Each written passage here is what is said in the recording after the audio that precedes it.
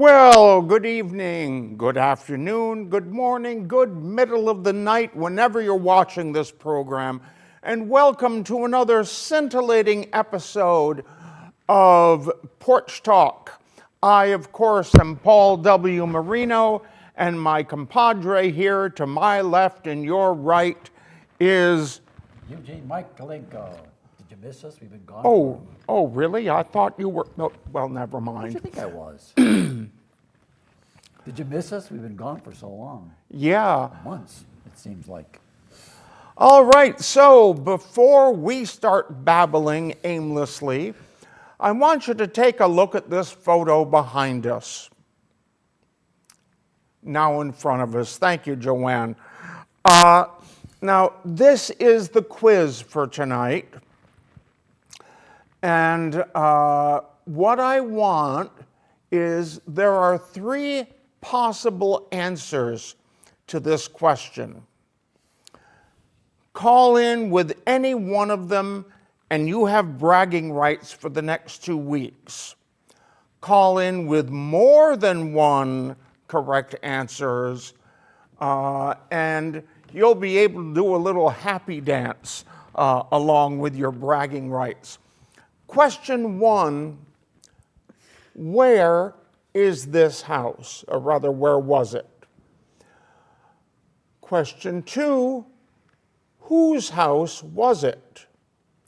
And question 3, when they moved out, what became of this house? Now, those are simple enough questions. And please, please, please call in.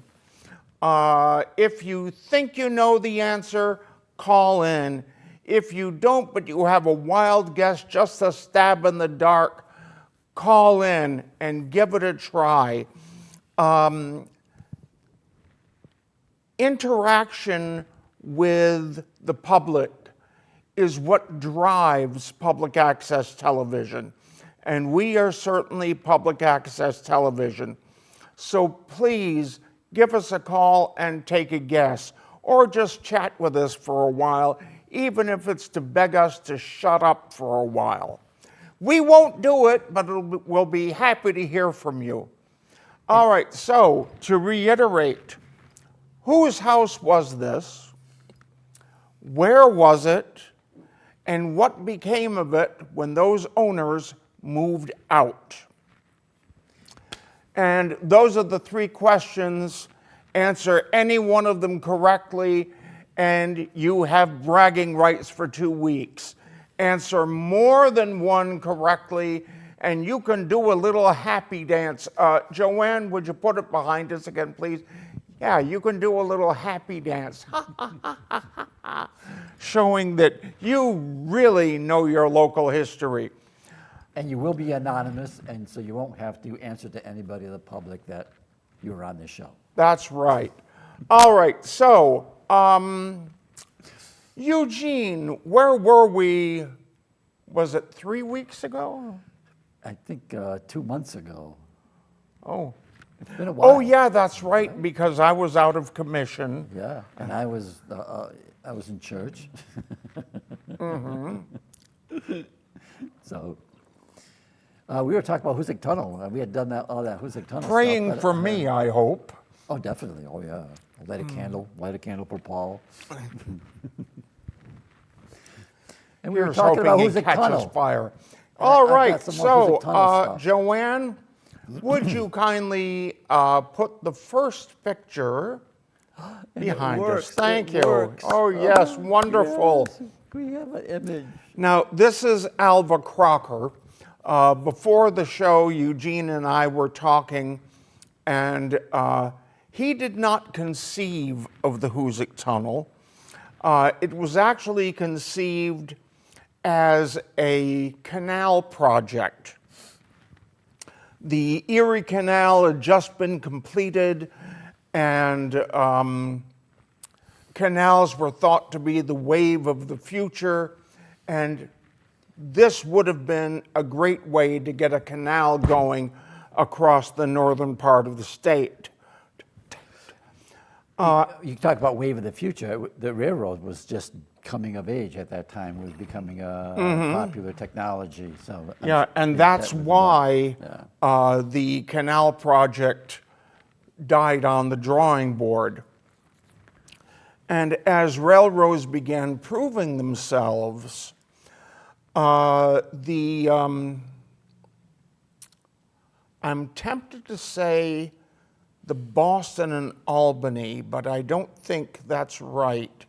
I forget what the name of the railroad was, but it ran. I think it was called the Western Railroad between Yes, Boston and. thank you.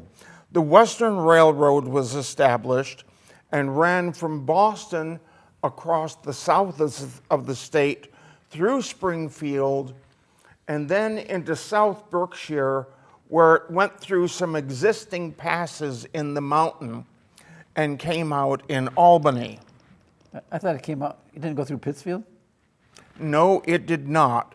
Eventually, a spur line was sent up to Pittsfield. Oh, okay.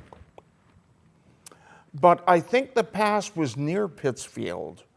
So, yeah, it would have been logical to put a line in there. And they built those incredible bridges across the Westfield River, those dry laid stone bridges, you know, what are they called? To accommodate the railroad. And they're still in use. They're still solid, and while all the bridges failed, those bridges are holding up. Oh, cool.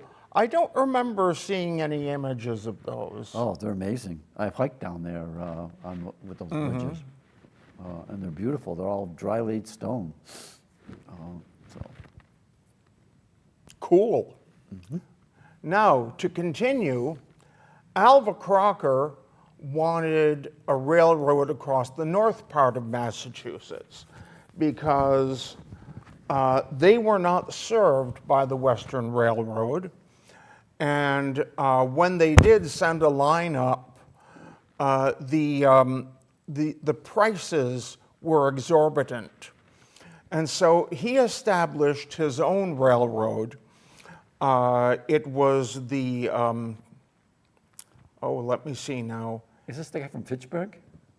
Yes, it was the Fitchburg Railroad, and it ran between Boston and Fitchburg. Now, here's the thing. Some sources say that Alva Crocker used to take a load of paper, because he was a paper manufacturer, into Boston every day, which was ridiculous.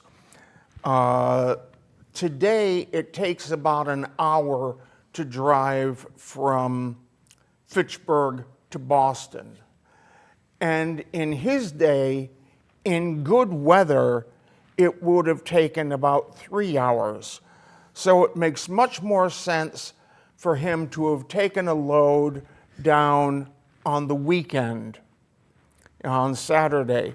Because otherwise, he'd be working 12 hours, drive 6 hours to Boston, unload his paper, 6 hours back, and then go straight to work again.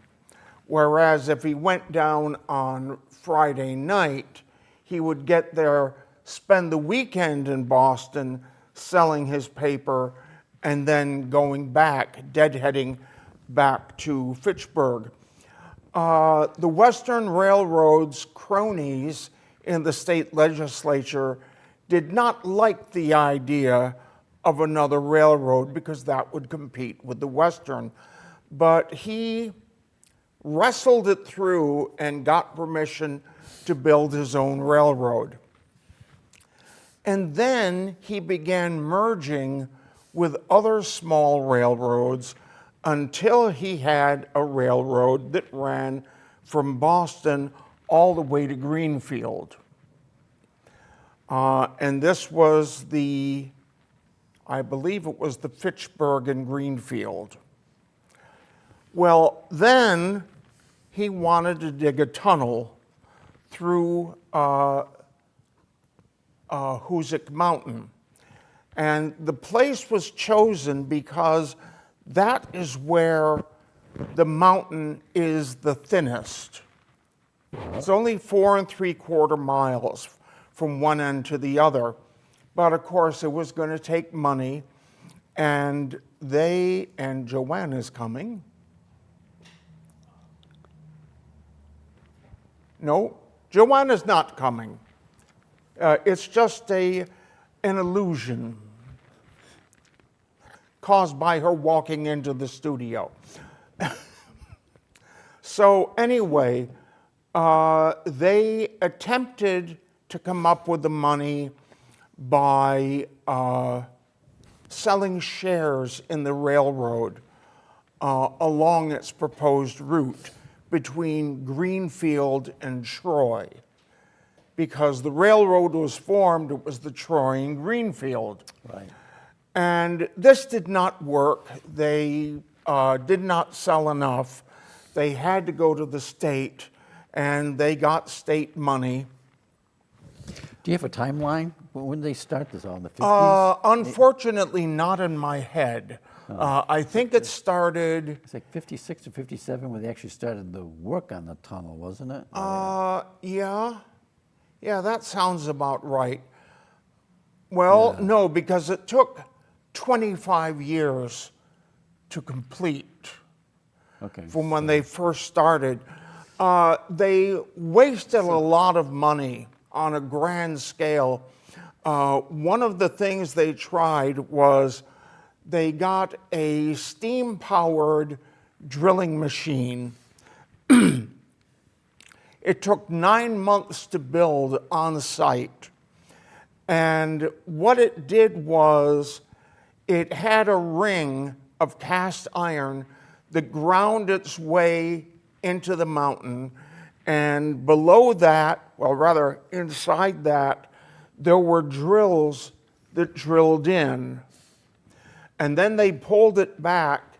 They put explosives in the holes that were drilled, blasted them out, cleared out the rubble, and went back in. And at the rate that that was chewing into the mountain, they figured they'd be through in about a year, which was much shorter than their 2-year projection. And of course, well, what happened with that was it jammed in its test site. It had gone in about 15 feet, but it jammed, and it was years before they could get it out, and they didn't even bother erecting the one they had bought for the North Adams end. So they went back to drilling by hand, and this was a wonderful method. A man called the Shaker held the drill, which was about the length and girth of a crowbar, and it had a star point on the end. And he held it up while someone called the driver banged on the end of it with a crowbar. A sledgehammer. Yeah, I'm sorry. Yes, a sledgehammer. I can see the hammer action. I'm sorry, I have crowbars on the brain. So, so one bang, 1/4 turn, one bang, 1/4 turn, and they kept this up until they'd driven it in almost the full length of the bar. Oh, that far. Yeah. And the bars were like 4 feet long, or? Longer, I think. Oh, really? But 6 feet, yeah. yeah, so then when all the holes were drilled, they'd pack it with explosive, black powder actually, which is very much akin to gunpowder. And then they'd make a trail with the black powder, which burned at a rate of 10 feet in 2 seconds flat. And I know this because when I was producing history works, I went in my backyard and I measured off 10 feet, and I laid a trail of gunpowder, which was close to what they were using, and I lit it on fire. And first I had the camera so it was looking down the length. And when it caught, it went boom, whoosh, and whoosh, and then it was out.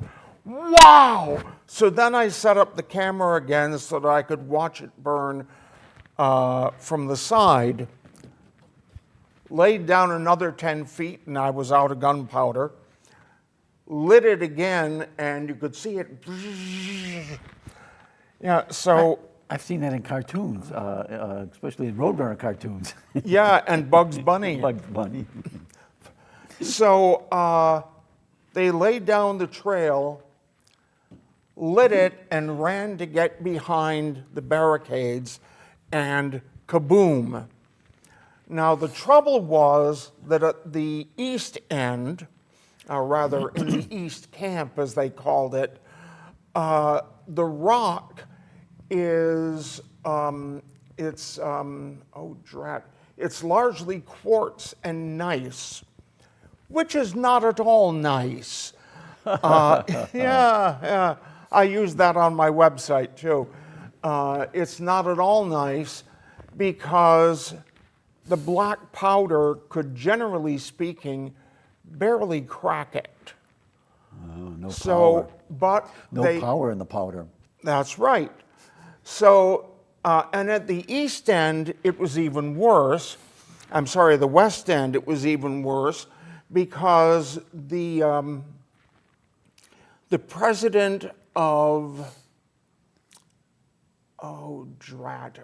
Amherst College went over the mountain. He was a geologist, and he figured that water should not be a problem at all. You're not laughing. He was wrong. So he was wrong? You're laughing at his error? Yeah, he was wrong, all right. Wow. Starting deliberately off kilter, and this is worth explaining, the first engineer, Herman Haupt, had the problem, what do you do when you're digging two winds toward each other? Well, if one of them comes in off kilter by, say, as much as 1 degree, this is what happens. So then you have to blast out what's in the center, and that puts an S-curve in the track. S-curves cause derailments. So he started deliberately off kilter so that if they met head on, all well and good, and if they didn't, it would at least minimize the S-curve. So they were doing okay, and then they blasted through a wall of limestone and came upon a deposit of what they called porridge stone. It was stone that was so saturated with water, it had crumbled. So it was like shoveling quicksand. You know, it weighs a ton because it's full of water, and the shovel comes up and it all goes back together again. So they sank a series of test shafts to find out where it ran out, and eventually about, I think it's a quarter to a half a mile away, they sank the west shaft, and there they could work from both ends, in both directions. Is the west shaft still visible somewhere? Can you actually see it? Yes. Is that covered over? There is a, it was never closed actually. They only closed off the bottom of the shaft. Oh. And it got a road named after it. well, if you drive on West Shaft Road, there's a huge pile of tunnel spoil, which unfortunately is now overgrown, so it looks like it's always been forested. But it's not. You go up behind there, and you can find the shaft, and it's covered, it's surrounded by hurricane fencing using railroad ties for the fence posts. Oh, that's You can toss a rock in and hear it clatter on its way down but not for very long. You know, it does have an echo to it, and who knows what's at the bottom. You know, But it's not open to the tunnel. They block it that's up. right. Okay. It's only open to the air, and you'd think it would be full of water, but it's not, because all the water at this end of the tunnel percolates down through the rocks. I remember being at the tunnel one day, and I could hear water running, and where two of those big stone blocks come together, there was a little jet of water running down through there. So that west shaft you're saying is the end of the porch stone, and then the rest becomes real Yes, rock? You know, yes. Okay. So they started working in both directions. Now the other thing that happened was there was another shaft that was planned from the beginning. Give us the picture, please, Joanne. Thank you. Now, this is the central shaft. And this was planned not only to provide 2 additional work faces, but also so that they could have ventilation. Oh, yeah. Now, what happened there one day was someone was looking through a cellar, looking at some naphtha, which is an early name for gasoline. And they used to use gasoline in the headlamps, but it turned out to be too dangerous, so it was stored in a cellar. This guy was looking it over. A spark ignited the naphtha fumes, and in a matter of minutes, the entire building was burning out of control. And the building collapsed down into the shaft. A group of men had just been sent down in an iron bucket to shovel out fragments of stone, and all that went down on them. The man you see standing out on the lip there. Blow that up, because doesn't he have a rope tied around him? Can you blow him up and launch him? Not for this picture. Let's see You here. with the roller thing. No, maybe not. Okay, I thought he had a rope. That's a rope this fellow around. here. He did have, once the smoke cleared, he had a rope tied around him, and he went down carrying 3 kerosene lamps. And he ran into a layer of poison gas. I think 2 of his lamps went out, and they hauled him up right away. And when he got up to the top, he gasped, "No hope," which turned out to be not strictly true. It was a year before they went down and started pulling the bodies out. And they found that, well, one of the men was killed when a drill came down on him and skewered him from head to toe. That was merciful. Yeah. The others managed to cobble together a raft, and when the pumps stopped running, they floated on that raft. Of course, it brought them right up into the layer of poison gas, and they were all smothered. What a way to go. Yeah. No hope. Now, this man, his name was what? Thomas Mallory? Wasn't he quite the figure, an interesting character in North Adams in Florida? And do you know, were the people who were working in the central shaft, were they commuting from downtown North Adams, or were they living on Florida Mountain? They were living on Florida Mountain, which is actually Hoosick Mountain, by the way. Well, okay, well, we'll give it to Hoosick again. But there was hope that when the tunnel was completed, Florida would become a city. How?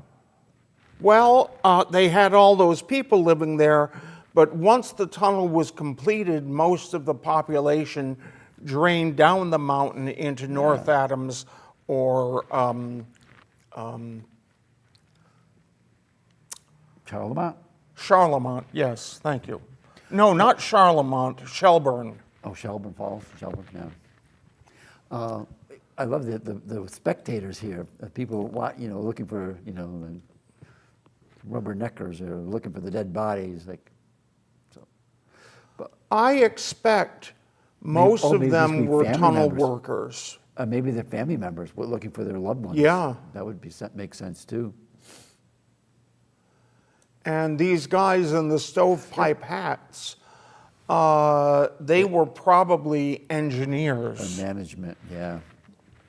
What was I going to say about this? Oh, the central shaft, you can still see it. You can still you could drive by it. Yes, you can go what up road is there, that? Stryker Road? No, and there's a ratty old concrete building on top that contains a wooden fan. It's run by electricity, and they used to have 2 exhaust ports coming off, but recently they took those off.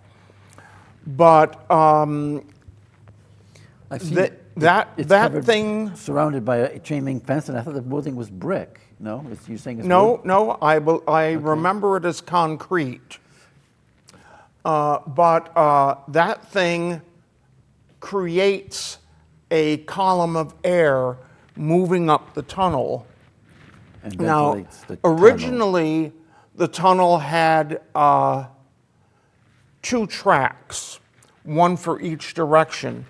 And when the tunnel was complete, they closed off the bottom of the central shaft and dug 2 tunnels, one down one side, one down the other, so that they could draw in the exhaust. Oh. And so, yeah, it creates that column of air. And still today, if you're up there at the right time, you can see the black diesel smoke blowing out. Yeah, I've been there when the exhaust fans are on, and I've Yes. heard them. I haven't seen black smoke, but I've heard them. Yeah, and what happens now is What's the name of the road it's on? Is that West Shaft Road. I'm sorry, Central Shaft Road. Central Shaft. Oh, Central Shaft Road. Okay, that makes sense. Yeah, so what happens now is when a train goes through, it's like a plunger in a syringe, Oh, yeah. and it pushes the air ahead of it, and the exhaust gets drawn up, but in the second half of the tunnel, the train keeps going, and that's created its own column of air that draws the exhaust after it. The tailwind. Yeah. All right, let's back up a bit here. Well, you should go to the next one. There's the monument to All all the right. dead who died, and finish the story. Yeah. Enlarge this if you can. Now, please. this is a stone that was placed near the, actually, I wonder if this is, no, that is stone. This was placed near the east portal. No, it isn't. It's up in your Central Shaft Road. It's down the street. It It's down is? the street from the Central Shaft. Yeah. All right, The my other one- mistake. Yeah, I have the other picture, the other photo. Hey, down I'm there. only perfect. That's true. You suffer so much. But this is great. I know Ed Morandi had something to do with this, didn't he? He come up with the Very likely. all these names. So how many guys are here? Burnett, Kavanaugh, Collins, all these Irishmen, Connolly, or Connolly, Cook, Curran, Fitzgerald, unknown but to God, Haskins, McCormick, don't know his first name, Mulcair and Whalen. Young Irish workers. So what is it, 17 men lost their lives? 1867. Yeah.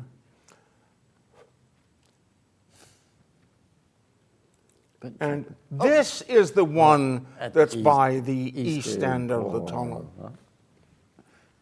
And who put this up? This is new, because I remember going up there, never seeing it. And then one day I went up there and like, surprised, where'd this come from? I have no idea. Yeah. Notice 1851 to Oh, yeah, that's the 1875. dates. Okay, so it is 50. Yeah, 24 Maybe years. 50. Now, I do want to get back Yeah, to go back to those guys. this gentleman.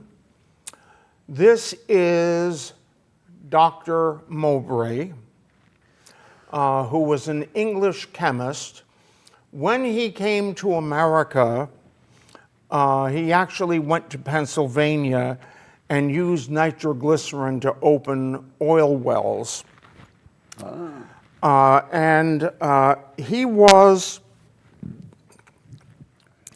probably the world's leading authority on nitroglycerin, which is especially interesting because when he came to North Adams after the Civil War, I think it was 1867, to manufacture nitroglycerin, he believed that nitroglycerin was most stable at about 90 degrees Fahrenheit.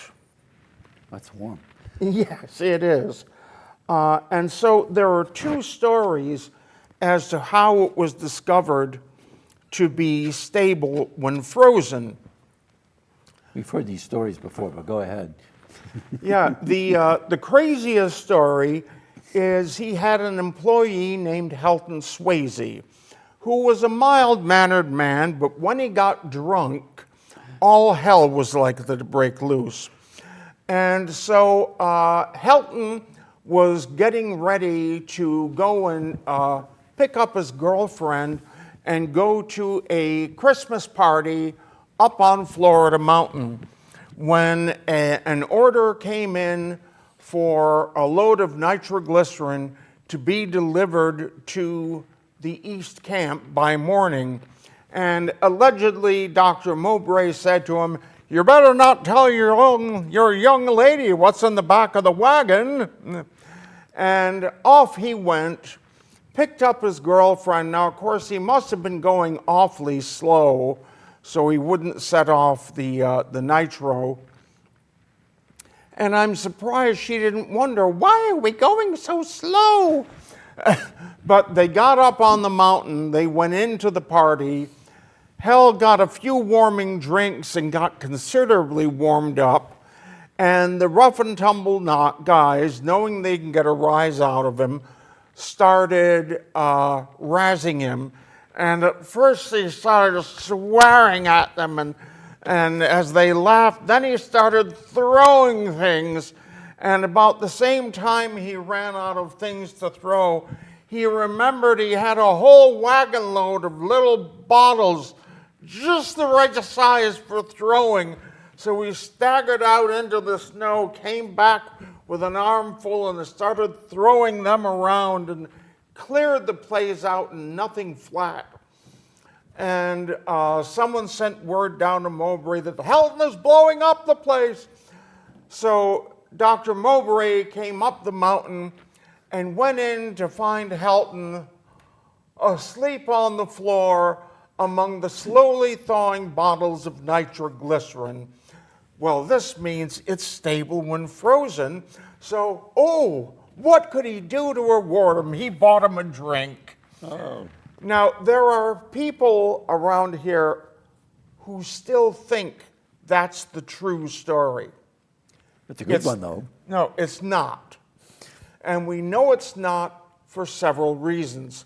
For one thing, in the winter, Helton would not have been driving a wagon. He would have been driving a sleigh. Another thing is that nitroglycerin was not packed in little bottles just the right size for throwing. They came packed in big square cans that weighed 50 pounds when full. Now, the third reason we know it's not true is because Dr. Mowbray wrote a book about nitroglycerin. He called it trinitroglycerin. And you can find it at the North Adams Public Library in the local history section. And in it, he makes no mention of anyone named Helton Swayze, but he does mention a civil engineer whose name was either C.W. Granger or W.C. Granger. And he arrived, he arrived at the factory with an order for nitroglycerin because there was an ice jam at the Hoosick Tunnel Dam. What was the Hoosick Tunnel Dam? We'll get to that if we have time. If we don't, we'll pick it up in 2 weeks. So the carefully warmed nitroglycerin was loaded into the sleigh and packed with warmed sawdust and then covered with blankets that had also been warmed to 90 degrees. And off Mr. Granger went up the mountain. As he was going down the other side, he experienced a phenomenon that is actually common with sleighs, or was common with sleighs. The sleigh skidded and tipped over. He dived out expecting to be blasted to kingdom come and found himself instead alive, if shaken, in a snowbank. He went back and found the nitroglycerin had frozen solid. Now, where any one of us would heartily say, the hell with this, he righted the sleigh, reloaded it, and kept going. Now, when he got to the Hoosick Tunnel Dam, the nitroglycerin was put in place and they tried to detonate it. It wouldn't detonate. And what they had to do was pour warm water on it until it thawed at least to a slush, and then they could detonate it. And that is the true way it was discovered that nitroglycerin is stable when frozen. Now, I mentioned... So if it was stable when it was frozen, shouldn't it have been more volatile when it was heated? Well, yeah, it was volatile when it was heated. I ran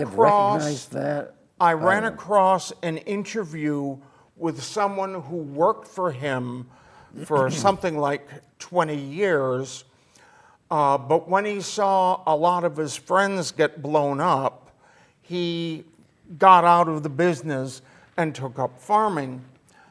But safer. He describes bringing some cans of nitroglycerin to a shed where there's some Canadian workers were, warming themselves in front of a pot-bellied stove. They took one of the cans and put it on top of the stove. He told them, don't put it there. It will explode if you put it there. Ah! And so he left, and as he was driving away, boom, the shed went. Yeah, so it makes sense. But anyhow, Yeah. it's another story, whatever. Well, actually, he did tell another story, which is, well, it's kind of funny in a way. He was bringing a load cross-country into New York State, and he was met by a man with a spring wagon. You know, it's on the springs. Right. Suspension. Yeah. And this man told him, that is, Mowbray's delivery man told him, one of my cans is leaking. You'd better stop at a sawmill and get some sawdust to put in there to absorb it. And the guy said, well, you work with this stuff all the time and you're scared. Well, I'm not scared. And he drove on, made the delivery. As he was driving away, there was a boom. His horse was killed. He was blown out of the wagon, did a couple flips, and landed on top of a tree. Oh. So he lived to tell about it? Yeah, and he lived to try to sue Mowbray. Oh. And so the delivery man was sent down there again to testify. I warned him. Now, of course, what happened was the can was leaking, and the liquid nitro flowed down to a hole in the floor of the wagon and dripped down onto one of the springs.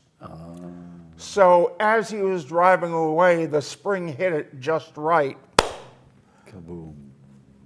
Yeah, so he had to go down there to testify.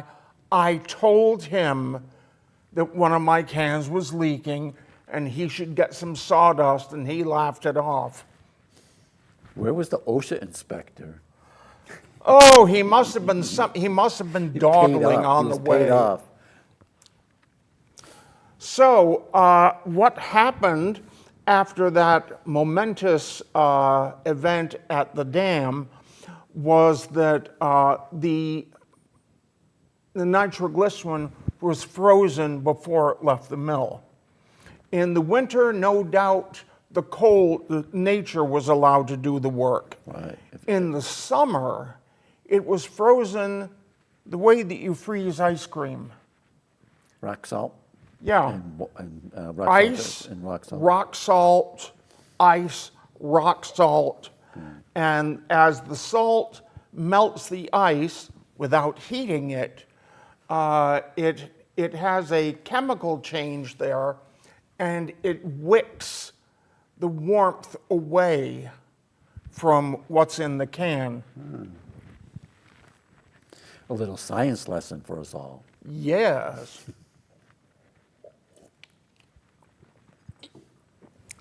Now then, Are we done with Mr. Mowbray? yes, we're done with Mr. Mowbray. I can say that Mr. Mowbray then went on to xylenite in Adams, right? Yes, and he he was did. a chemist there to produce one of the pioneer plastics in that plant in Adams. And he was also damn lucky because he walked through the mill smoking a big cigar. Oh. And the thing about xylenite is it's not explosive, but it is flammable. And when they cut it, it puts dust in the air. There's a plastics museum where they had some planks of xylenite up in the attic, and a carpenter went up there to do some work, and he had to cut some of those planks. And of course, they didn't warn him because they didn't expect anything. He started up one of his electrical things, and there was a boom. All of the dust from the xylenite in the ceiling detonated at once and then was gone. It's made with camphor, and is it alcohol also? I can't remember what's in xylenite. Because I know if you want to test for xylenite, you should run it under hot water, and if you can smell camphor, it's most likely xylenite. But I thought maybe there's some alcohol or some petrochemical product in it. Well, of course, alcohol is flammable as Yeah. well. Now, this, I believe, is one of the Shanley brothers. Oh, there he is. Okay. That's right. They were Canadians, right? Yes, they were. Now, wait a Oh, minute. You see, Canada. you may be back up too far. It's all my fault. Yes, it is. Go stand on the corner I'll sit in the corner. if you can find one. Okay, yeah, they came from Canada, but before I get to them, we've only got about 14 minutes. I want to talk about the Hoosick Tunnel Dam. Oh, okay. Go ahead. One of the things that was invented that sped up work in the tunnel was the Burley pneumatic drill. And this was steam powered. And at the east end, they built a compressor house down next to the river.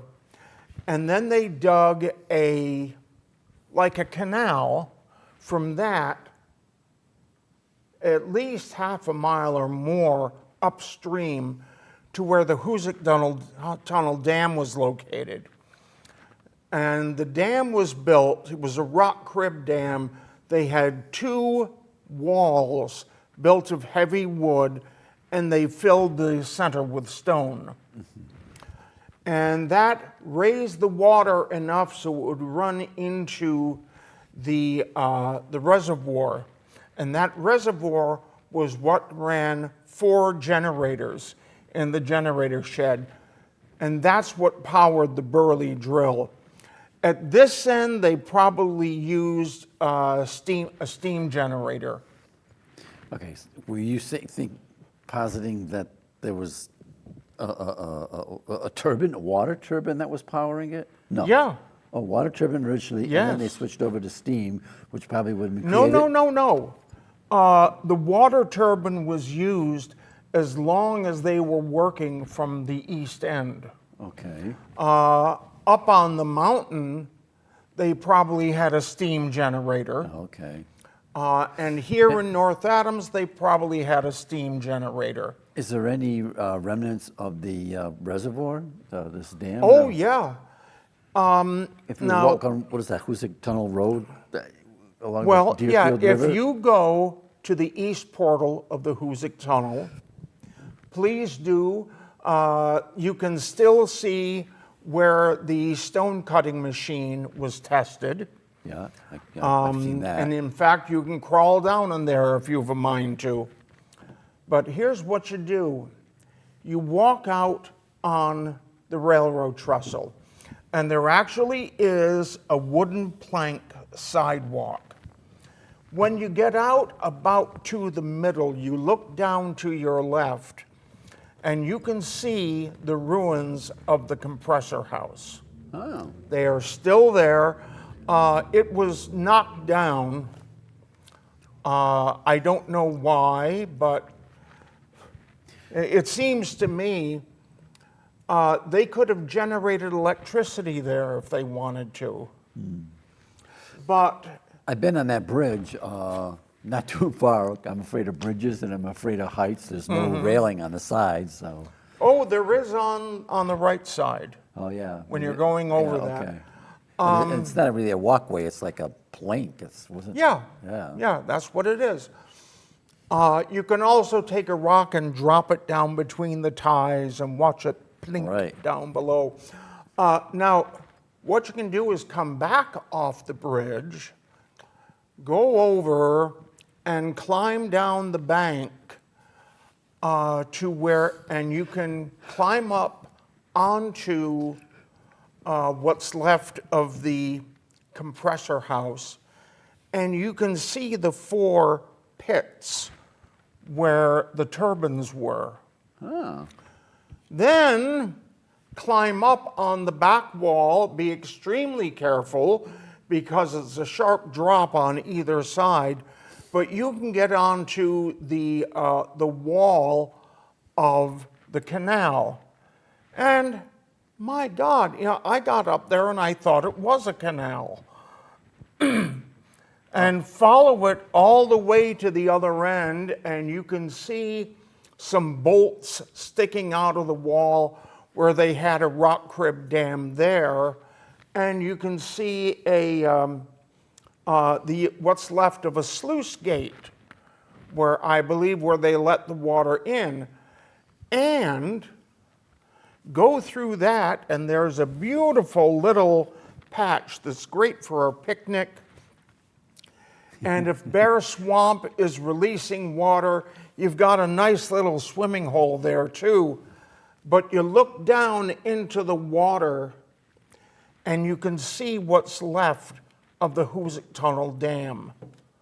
The boards are still lying there under the water.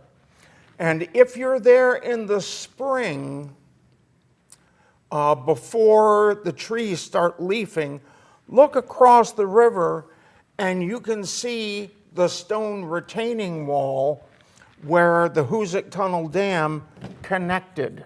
The other buttress that Yeah. held it together. Okay, if I remember, there's quite a steep drop from the level of the road down into the river. There was not originally. Oh, You may remember I told you that at the east end, they used the tunnel spoil for creative landscaping. yeah. They built What they did was just dumped it down over the edge and brought it up to the level of the track. Oh, And then they started dumping on the other side and brought that up to the same level. And that's where they put the railroad trestle. we'll have to go up there and take pictures. Yeah. Yeah, the thing is, you go up there today and it looks as if it's always been there. But the North Adams Public Library has 2 photos of that area showing the landscaping. There's tunnel spoil piling up around trees that were growing on the riverbank. I'm familiar with the creative landscaping that Specialty Minerals and Pfizer has done. From my window when I lived on Pine Street, I could look up and there were these white rocks that they poured off and built part of the mountain there. But they're now all covered with humus and, trees and foliage, so you can't tell that there's that white stuff underneath it. But if you look farther down the valley, you see other places where they've dumped other of their waste also too. They're making like mountains everywhere. Well, that's what they did in Florida. All the tunnel spoil that came up was just piled up in various places. At the West Shaft, there were 4 or 5 big piles of tunnel spoil. And North Adams, I don't know what they did with it here. When you drive by that access road to the western portal, there's a huge, it looks like that's spoilage, we call it, right, right when you're there, you're going through like a little valley. It seems like all that stuff right there is dumped. Well, A slag pile or whatever, just grown in now. well, the little pond that's there. Yeah, farther up the way. All right, Yeah. and there are 2 things that seem to empty into it. One of them, the one that's nearest to the railroad track, goes up and becomes kind of a valley. That was Hop's original heading to the tunnel. When the Shanleys came in and took over, they abandoned that heading except to use it for getting tunnel spoil out. And what they did was they decided to go along the correct route. And so they dug down from above, dug down to below track level, drained it thoroughly, and then built a brick tube. Went a little further, dug down to track level, dug it all out, drained it thoroughly, and then added on to the brick tube. How long does the brick tube go for? A mile or a quarter mile? Oh, it goes quite a long way. Yeah. It goes in until well past the porridge stone problem. Oh, okay. And then they backfilled over the brick tube. Makes sense. Until a point where they must have hit the rock, the gneiss. Yes. Yeah. So they used, to dig the channel that a train actually goes through to get to the tunnel, they used the first steam shovel in the area.